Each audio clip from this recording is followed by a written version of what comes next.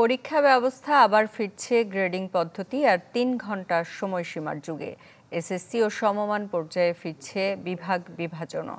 আর জাতীয় শিক্ষাক্রম ফিরছে ২০১২ সালের সৃজনশীল পদ্ধতিতে। এনসিটিবি বলছে সবশেষ শিক্ষাক্রম ত্রুটিপূর্ণ বিধায় এই ফিরে যাওয়া। শিক্ষা গবেষকরা বলছেন যুগ বদলের সাথে তাল মিলিয়ে শিক্ষাক্রমও ঢেলে সাজানো প্রয়োজন। শামীমা সুলতানার প্রতিবেদনে বিস্তারিত। ঢালাইয়ের সেরা প্রিমিয়ার সিমেন্ট। পাঠ্যবই, শিক্ষণরীতি, পরীক্ষা পদ্ধতি এমন খুঁটিনাটি নানা দিক নিয়ে তৈরি হয় একটি পূর্ণাঙ্গ শিক্ষাক্রম। শিক্ষা গবেষকরা মনে করেন যুগের সাথে তাল মিলিয়ে এই শিক্ষাক্রম প্রতিনিয়তই ঢেলে সাজাতে হয়, কারণ গবেষণা পরিবর্তন আনে জ্ঞানে বিজ্ঞানে, জানায় গতকালের কোন ধারণাটা ভুল কিংবা কোন পথে আগামী। অথচ ২০২১ সালে প্রণীত সবশেষ শিক্ষাক্রম পরিবর্তন করতে যেয়ে নতুন কিছু না করে উল্টো এক যুগ আগের প্রণীত শিক্ষাক্রমে ফেরার সিদ্ধান্ত নিয়েছে সরকার।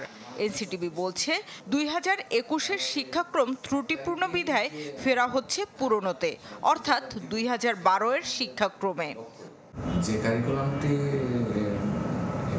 বিদ্যমান এবছর চালু আছে, যার উপর ভিত্তি করে বই এবং মূল্যায়ন করা হচ্ছে, সেটা নিয়ে অনেক সমালোচনা অভিভাবকদের পক্ষ থেকে, শিক্ষার্থীদের পক্ষ থেকে, এমনকি শিক্ষকরা যারা মুখ খোলেন নাই পরিবর্তিত পরিস্থিতিতে এখন তারাও মুখ খুলতে শুরু করেছেন। সে অনুযায়ী ফিরছে ৩ ঘন্টায় ১০০ মার্কসের পরীক্ষা, গ্রেডিং পদ্ধতিতে মূল্যায়ন, এসএসসি ও সমমানের বিভাগ বিভাজন। এ নিয়ে ঢাকা বিশ্ববিদ্যালয়ের শিক্ষা ও গবেষণা ইনস্টিটিউট বলছে জ্ঞানের রাজ্য পরিবর্তনশীল, তাই বদলাতে চাইলে পুরনো নয় বরং সময়োপযোগী কিছু করা উচিত।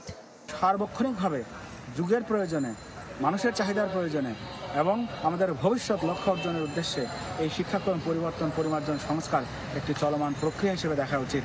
পুরোনোটি বন্ধ করা, নতুন চালু করা, নতুন বন্ধ করা, পুরনো চালু করা, সেগুলো আমি মনে করি অত্যন্ত ভ্রান্ত ধারণা এবং সেটি আমাদের শিক্ষা ব্যবস্থার জন্য ভয়ানক পরিণতি নিয়ে আসবে। শিক্ষার গুণগত মান উন্নয়নে কোনো ধরনের ভূমিকা রাখতে সক্ষম হবে না।